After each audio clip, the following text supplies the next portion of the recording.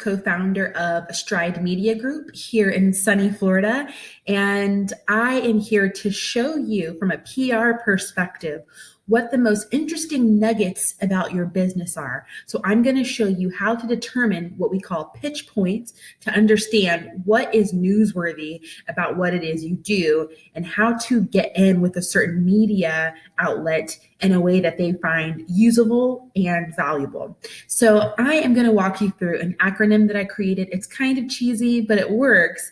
It's called HECK. So pitching the heck out of your business. HECK. And they all stand for a certain aspect or angle that you can take in order to make yourself look more newsworthy, to highlight the value in your business in a way that adds value to the general public, right? Because it might be a story to you, it might be cool to you, but if the public can't find it useful or it doesn't advance them in any way, then it probably won't go over well in any media outlet that you're trying to pitch. So let's jump right in. The H in HEC stands for holidays. So in order to get in with a magazine that you really are eyeing or a news outlet, you are going to want to have timeliness as an important part of your pitch to them. So consider the aspects of your business that are hot right now because of what's coming up in the calendar. So naturally we tend to think of the big ones, right? Like Christmas or New Year's or Valentine's Day or something like that. But don't just think of the big holidays. Consider other holidays too. So let's first take a look at mainstream holidays, just as a random example. Valentine's Day. Say Valentine's Day is coming up and you're trying to figure out, okay, how can I get some press for my business around this holiday? A lot of times we're tempted to say like, oh, well, we're having a big sale. That's more of an advertisement. You want to create something about your business that shapes itself to be relevant at the time of the holiday. So here's what I mean. If you're an interior designer, for example, you might do a story on how to decorate to make it feel like Valentine's all month long. Or if you're a photographer, perhaps 3 reasons you need a Galentine's photo shoot. And by Galentine's, that means like when you spend Valentine's with your gals, your girls. But if you were to call up a news reporter or a magazine outlet and say, I have an idea for this story, or let's say like on a news show, if you say, I'd love to come in and comment on this piece that you're doing on Valentine's, I can walk you through 3 ways to decorate to make it feel romantic in your home. See how the romance angle of what I do makes it relevant?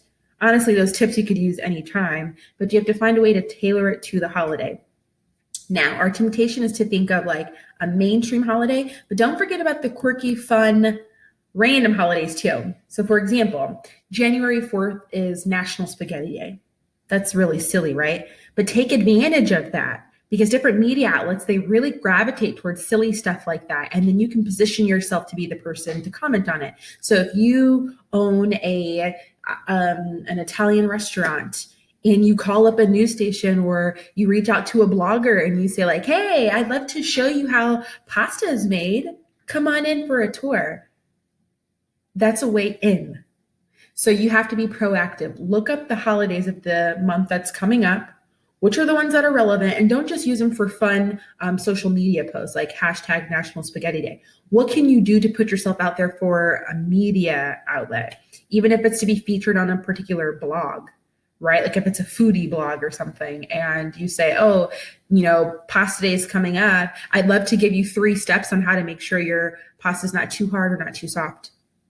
So see what's coming up and pitch yourself around that. So as an example, for the month of August, that has passed, but just look at the holidays that took place in August. And they're silly. On the 8th, you've got World Cat Day. You've got Senior Citizens Day, International Youth Day. Are there any aspects of your business that you can offer commentary on those days? Can you host an event online, or can you do something relevant to your business to get ahead of that day? And then reach out to a podcaster, a magazine editor. And in my other video, I show you who to figure out to pitch to, how to know who to target. Can you talk to a traditional news outlet and call them up long before the day comes, because they have to have their content ready ahead of time. So you want to be there in time to capture their interest and to score the story. The E part of heck, pitching the heck out of your business, is your expertise. So let's say you can't really think of a good story angle for the holidays. Consider your expertise. So this is where you get PR and increased visibility by showing people what you know. So they're tuning into you because whenever they come to you, there is value. So like on Instagram, you have some Instagram accounts that have the girl who's got the great looks and the cool fashion. People follow because they like to look at her and see how she combines her outfits. You would be the person who they're coming to because in the caption, you're offering how-to steps. You're giving commentary on industry trends. So here's how you can make yourself a go-to expert in your field. You can either receive a feature like in a magazine. This is when they do an entire focus on you. You can perhaps get a quote in there, which is a big deal, or you can be a contributor. So let me talk about getting a quote. The way you do this is you keep yourself in tune to what's going on, like industry trends in your field.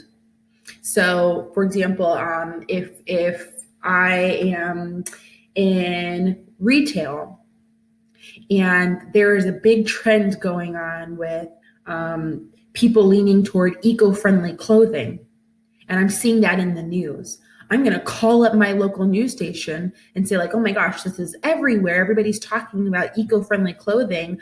I'm an expert. Here are my credentials really fast. I'd love to give you some commentary on this, because any news outlet, whenever they highlight a trend that's going on and they're talking about the buzz everybody's chatting about, they always need 2 to 3 experts to quote on the trend. You want to be one of those people.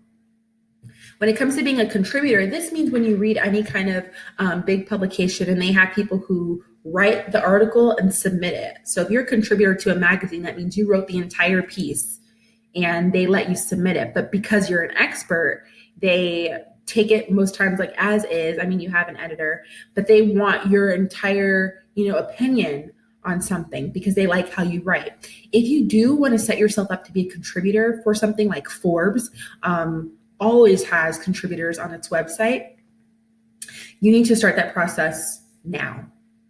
So if you have a blog or something that you keep up, that's kind of going to serve as a portfolio, because you don't just say like, hey, I'd love to be a contributor to this. They want to see your writing style. They want to see your expertise. And there's no way to better demonstrate that through work that you've already done. So I strongly suggest that if that's something that you're leaning toward and you write fairly well, then you get that portfolio going. Have some blogs going up regularly to just build a wealth of knowledge for people. And then you can kind of reach out and say, hey, I'd love to be a contributor. Here's some examples of the work that I can do.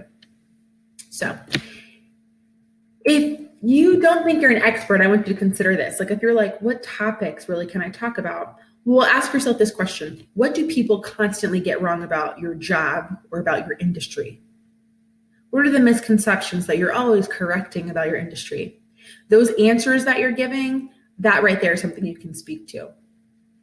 So if you are always correcting people on digital branding, like misconceptions they have about what that looks like, and you can give them, 3 myth busters about digital branding. 1, you've already got a blog post there, but then 2, maybe you could speak to that as a guest on a podcast, okay? Because that's media too.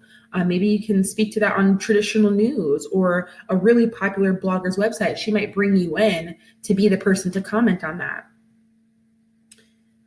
So that's just something to consider. Another question, if you're trying to say, okay, what are some things that I can comment on? What's some kind of content I can create? Well, what are some of your most commonly asked questions? What are people constantly asking you about your industry and you find yourself repeating it over and over? There's some good content there. There's an opportunity there. So other forms of showing you're an expert, we tend to think of just media outlets, like, well, how can I be on TV? How can I be in a magazine? And that's important as well. But then are you missing out on in-person opportunities? Because that's public relations as well. Even those of us who have, a digital platform and our industry is steeped in the digital arena, that's fine. But can you maximize the attention you're getting by going out in like a more traditional analog way and shake some hands with people? That's public relations too. So see if there are any events going on in your area and you can participate on a panel. Offer to teach workshops on what it is you do, not just webinars, but actually physically get out there if you can. Maybe you can offer to write a section for a big company newsletter. So I know that sometimes it's hard to build our own email list. Well, is there a way that there's somebody who already has an amazing email list will let you write a section for their newsletter? That's PR as well. And then finally, offer to speak at conferences. I know this sounds like, oh my gosh, me as a speaker at a conference, you'd be surprised. I pitched myself at some national conferences thinking this is a long shot, and it worked. And being in front of people, answering questions in real time, making eye contact, sharing your story, that makes people buy in. So don't forget about those in-person, very traditional, personal opportunities because you're so focused on getting media, like in TV and in magazines. Don't miss really good quality opportunities. The C in HEC stands for a cause. So consider what it is you do and what charities or causes you can take up that are related to what you do. So for example, with me at Strive Media Group, we're a public relations agency and a media coaching agency. And we work very, very closely with journalists and journalism. So we specifically work with women and minority clients to help them get the shine that they deserve. So when we thought, well, what's our mission going to be? What are we passionate about? We're passionate about more minorities and more women being in journalism and in public relations because there's a lack of both. So we are developing a scholarship to help kids who are interested in those fields and deciding to majoring in it in college. We want to help give them a scholarship to help them pursue that. It aligns with what we believe in. And then you can maximize that in the press.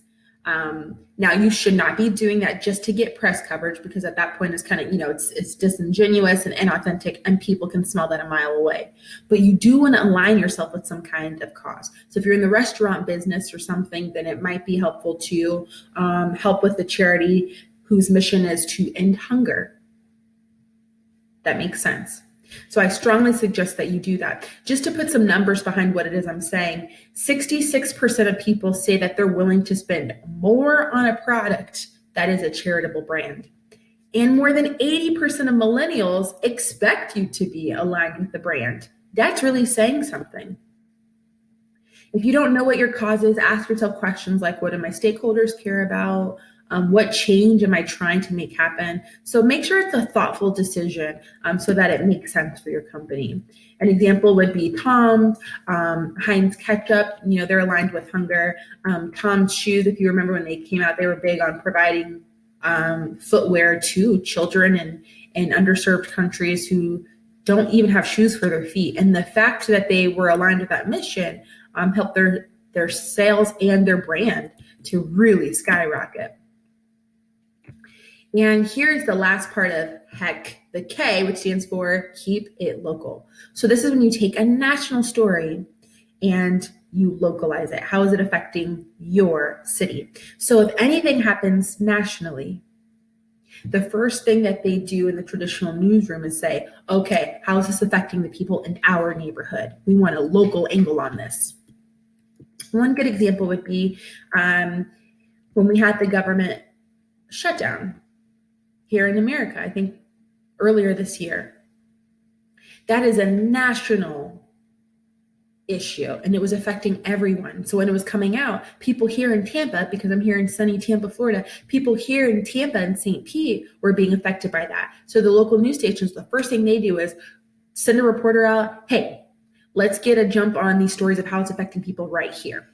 Put a local face to what's going on. So you as a business, you would say, okay, what can I do to plug myself into the government shutdown? So for example, when the shutdown was happening, some bars were offering free beer to those who could bring in a pay stub and prove I'm being affected by the shutdown and give them free beer. It was a kind of a gimmick, but it was a charitable one and it worked. So them doing that, the press thought that was a great story and came and highlighted their business. There's a way that you kind of have to be creative. These are the ways that you can kind of get yourself in there. So keep abreast of what's happening nationally and figure out how can you localize it. One example would be we have a client who is a women's coach. She's a women's executive coach, and she helps female leaders who are at the top in their careers. And she helps different companies kind of integrate women and gender diversity. And so she is a pro at anything having to do with an equitable workplace and employee happiness and engagement. So my business partner and I noticed that CNN did a story on how burnout is now officially a medical diagnosis. And when that came out nationally, we thought, oh, do we have somebody here locally who can speak to that?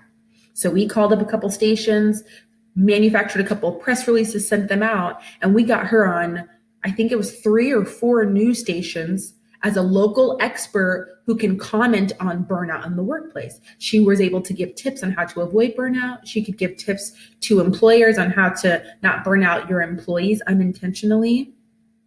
Another example, we have a gentleman who owns a lawn care business, and he knows about insects and lawn care and trees and plants and all these things. Well, boom, nationally. I don't know if it was the World Health Organization or the CDC put out something saying, whoa, beware, there are mosquitoes with diseases and they're going around infecting people, and it's this really crazy thing. Boom, we have somebody locally, even though it's affecting all of us, we have someone locally who can speak to that. So it kind of goes back to what we said on the letter E for being an expert. Keep your eyes peeled for these opportunities that are taking place nationally. What are the crazy things that are happening here? And look at the screen: technology, education, fashion, the economy, politics, crime. What's happening nationally that you can offer yourself up as an expert locally and say, I'd love to comment on that, because they're looking for you. As soon as something breaks as like a national trend or issue, boom, that's your way in as a local expert who would love to be able to speak to that. Just a thought. So there are lots of PR people for every journalist. I think it was 5-1 before, now it's 6-1. So you do have some competition. In the other video, I'm going to show you how to know who to pitch to, how to break through this, because you're going to be one of many. So how to put together a pitch that is helpful. I hope that in this video, you found the 4 ways to pitch your business from a creative and relevant angle. So pitch the heck out of your business. That is H for holidays, E for being an expert, C for aligning with a cause, and K for keeping it local, which means you localize a story that is national. And then the other video, I'll show you how to practically implement this stuff. So I hope this was helpful. If you have any questions, you can email me at Danielle@stridemediagroup.com, and I'd love to help you through it or even review your pitch before you send it out.